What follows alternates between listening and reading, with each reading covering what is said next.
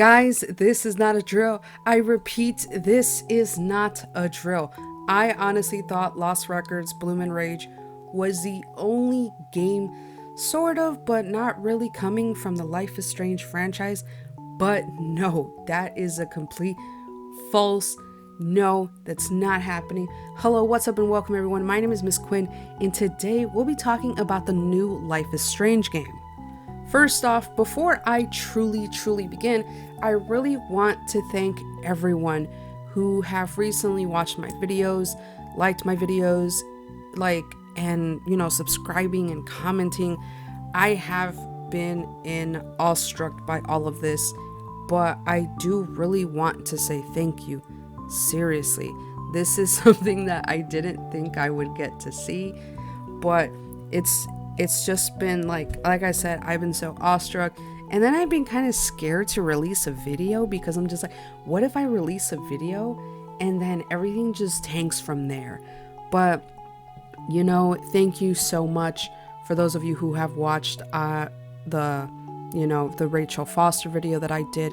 It was a very thorough deep dive into it on my thoughts and my views, and it's always so much appreciated that people take the time, even just for 1 second, to watch these videos.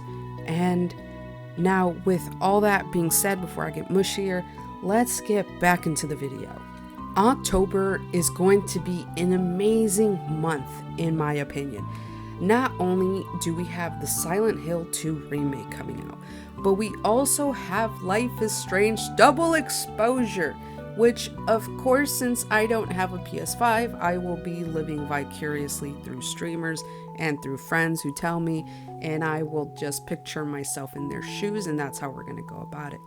However, they did say that Life is Strange will be releasing on the Switch as well, but let's be realistic, will it actually look well? Don't get me wrong, the Switch got me to play a fantastic game, which was The Legend of Zelda Tears of a Kingdom, which I also did a video on. But I don't have high hopes for Double Exposure. I have no idea why. Probably because I just kept getting so laggy when it came to, the Rachel Foster game. So I'm just like, I think I'm kind of scared of that happening with this one. Deck 9, who are the creators of Life is Strange Before the Storm and True Colors, are giving me a reason to be so excited, guys. October 29 of this year, we're going to get back into the shoes of Max Caulfield.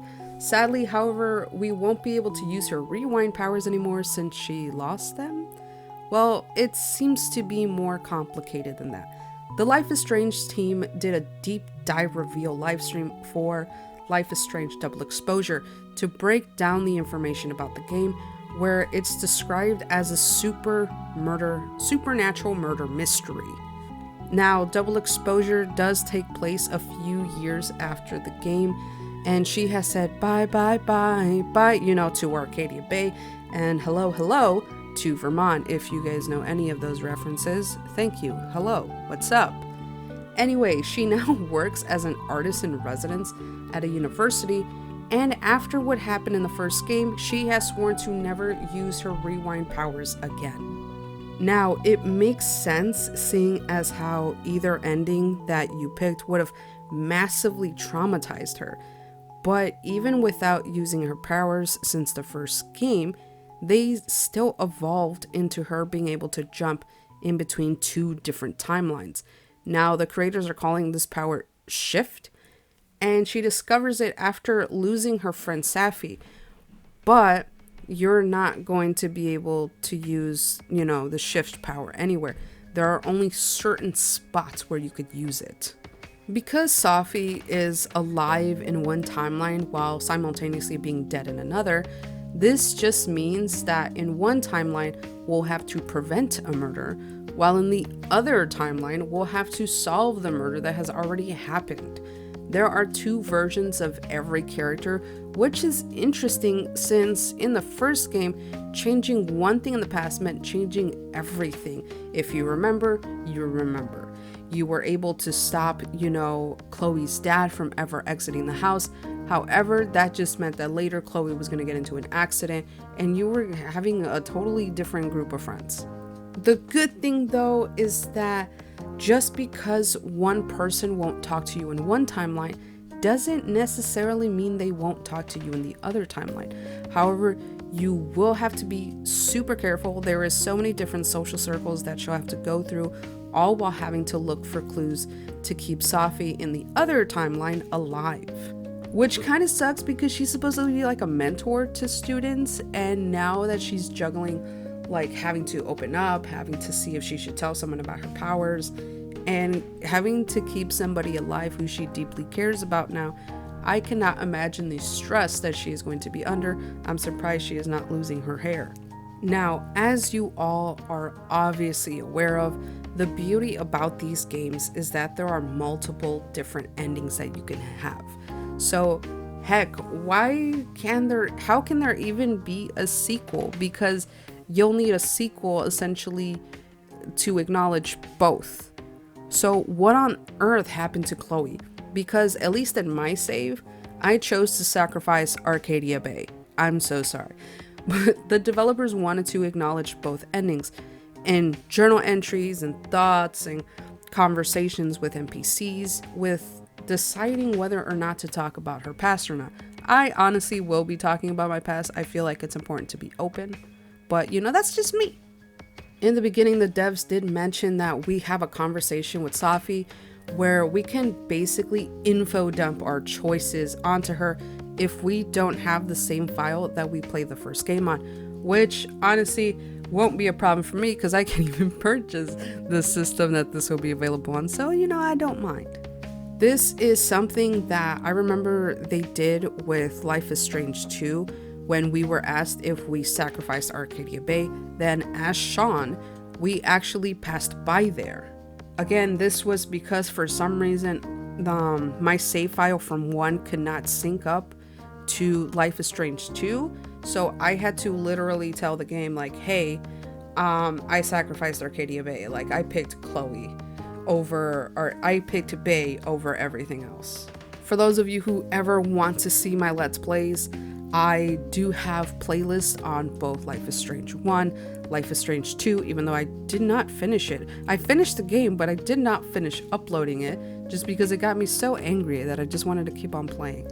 And I'm not sure if I uploaded my gameplay on the other one. I forgot the name.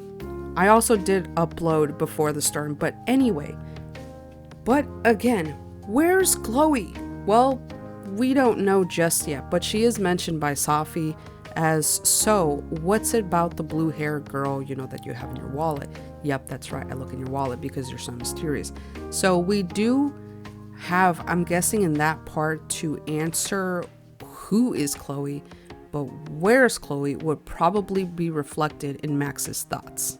One of the many things that I love about this is that Hannah Till will be also reprising her role as Max.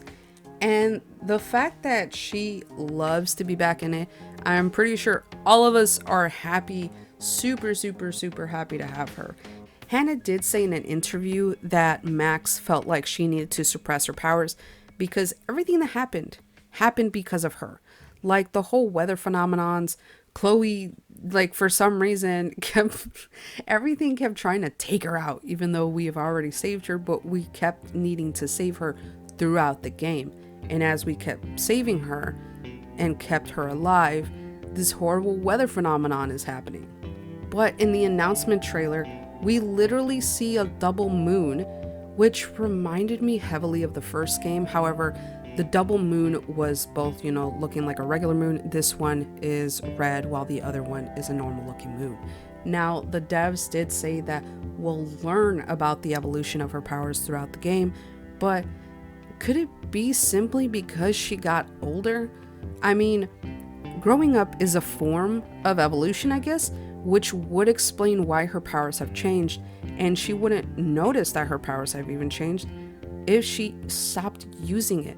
So it's kind of like a natural progression. Since she's older, she feels a lot more confident, and so that probably reflected on her powers.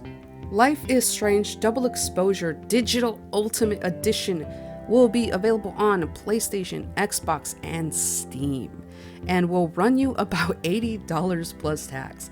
It includes the complete game, of course, different outfits, and exclusive cat content. I have no idea what that is, but does this mean we finally get to pet some cats? Probably so. The deluxe edition is available on PS5, Xbox Series X, Nintendo Switch, and Steam, and is going to cost you $60 plus tax, of course. It includes the complete game, the spooky outfit, and the decades outfit, which is just about it. Now, the digital standard is on PS5, Xbox, and Steam only, and will cost you $50 plus tax. Sadly, this doesn't include anything. It's obviously just the standard. It's only going to include the game, and that's it. As far as physical copies go, only the standard edition is available on PS5, Xbox Series X, and Nintendo Switch, and will cost you $50 plus tax. Obviously, again, this is only the game, nothing is included. Now, if you have some money to shell out for the collector's edition, apart from the actual game, that will be another $60 plus shipping. Now, this includes a hardcover art book, a vinyl soundtrack, an owl pin replica, and 4 double-sided 12-inch art cards. Obviously, in the sweet collector's edition goods box. Now, I looked at, obviously, the trailers, I looked at the announcement trailers, I looked at everything.